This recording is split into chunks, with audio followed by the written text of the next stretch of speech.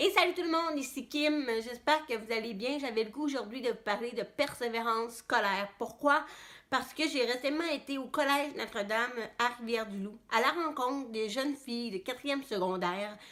On était environ une trentaine et j'avais à témoigner de mon expérience en tant que jeune entrepreneur, mais aussi des défis que j'ai eu à relever durant mon cégep et durant le secondaire. Donc, en lien avec ma surdité, en lien aussi avec le fait que j'avais de l'ambition et tout ça. Et à la fin de l'activité, j'ai reçu beaucoup de questions, mais j'ai pas eu le temps de répondre à toutes les questions. Donc, c'est là, cette vidéo m'est venue comme idée. Alors, j'ai sélectionné 10 questions parmi toutes les questions qui devraient pas mal résumer les différents sujets qui ont été traités. Alors, on se retrouve dans quelques secondes. À la fin de mon secondaire, en fait, bon, j'étais une personne qui avait beaucoup d'ambition. Je le cachais parce que j'avais peur qu'on me trouve comme une extraterrestre. Donc, une jeune qui veut qui veut se lancer en affaires. Donc, moi, j'ai pas été dans la période où avait le gouvernement qui supportait une campagne de sensibilisation dans les écoles et tout ça. J'étais vraiment dans une période où il y avait beaucoup de jugements, où on me trouvait un peu bizarre. Donc, avoir de l'ambition, lancer une entreprise, c'était un peu comme être nerd ou je sais pas comment dire, mais ça m'a vraiment marqué. Donc, j'osais pas en parler, tout simplement. J'osais pas me montrer qui j'étais à 100%. Il y a aussi le fait que j'avais pas les études nécessaires dans tout ce que je fais. Actuellement, j'écris énormément. C'est drôle parce que j'écris et j'ai vraiment un impact sur plusieurs personnes et je me le fais dire à chaque jour que j'ai un impact, mais pourtant, j'ai aucune étude dans la rédaction. Donc, je ne suis pas la meilleure rédactrice au monde, mais je réussis très bien qu'est-ce que je fais. Et quand on travaille dans le monde des communications, mais la plupart des personnes ont souvent des bacs, des études supérieures et tout ça.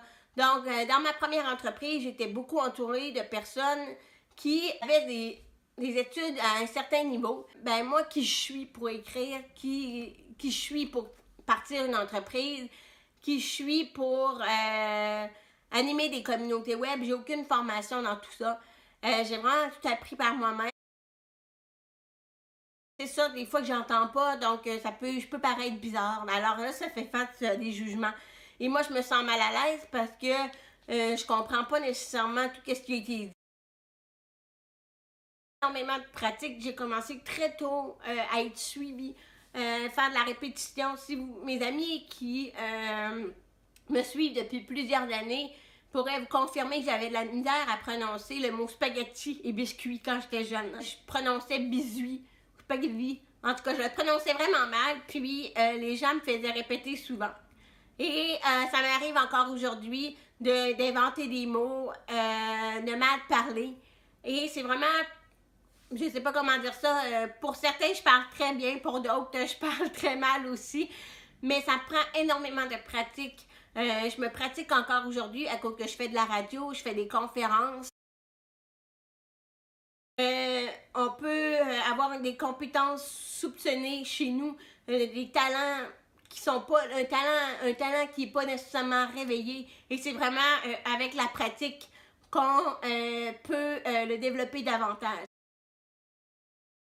C'est tout simplement parce que je me concentrais pas, je me prenais pas le temps d'étudier, mais quand je le faisais, j'avais des bonnes notes. Donc c'est vraiment, j'ai jamais prendre le temps de s'arrêter, j'ai toujours eu de la misère avec ça. Quand je le faisais, j'avais des bonnes notes, mais on dirait que ça me demandait, apprendre la matière à l'école me demandait peut-être 3 fois plus de temps que les.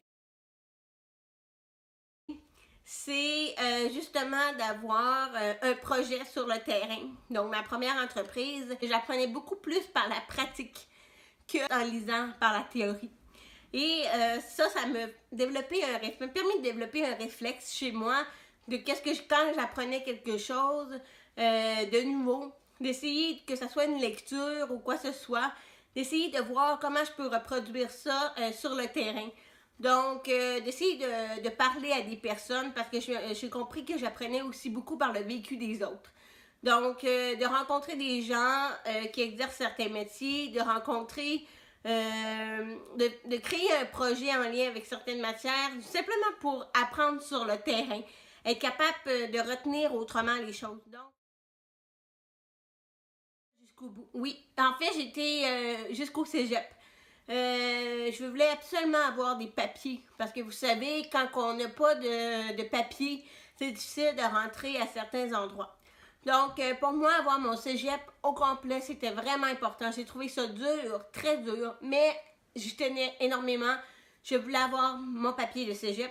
Et c'est le sentiment que j'ai eu après ces 3 ans-là de cégep est vraiment incroyable. J'avais juste hâte de vraiment me lancer à temps plein dans mon entreprise. Donc, j'ai pas poursuivi jusqu'à l'université, tout simplement parce que je savais que j'apprenais plus sur le terrain qu'à l'école. Ma famille a eu un énorme impact positif.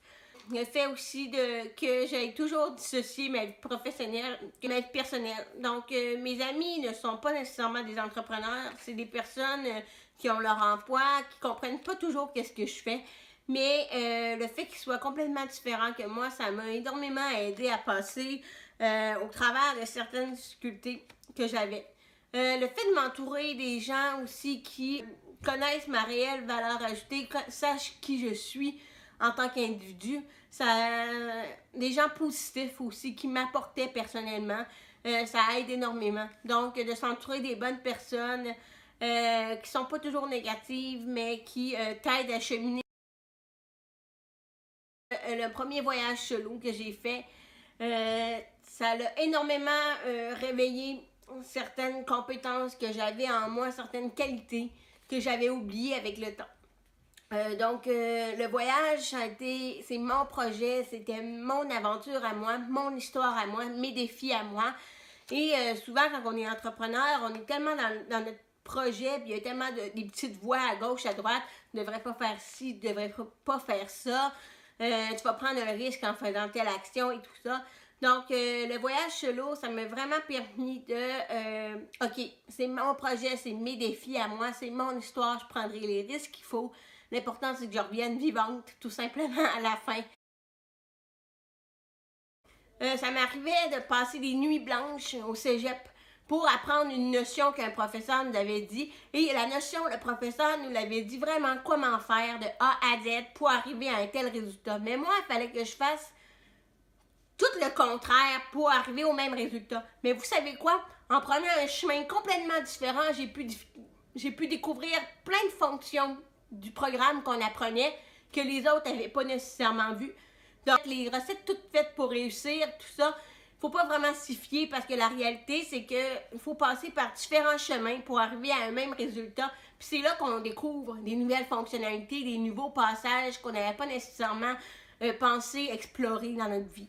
Donc, j'espère que vous avez apprécié cette petite vidéo et je vous invite à la partager évidemment.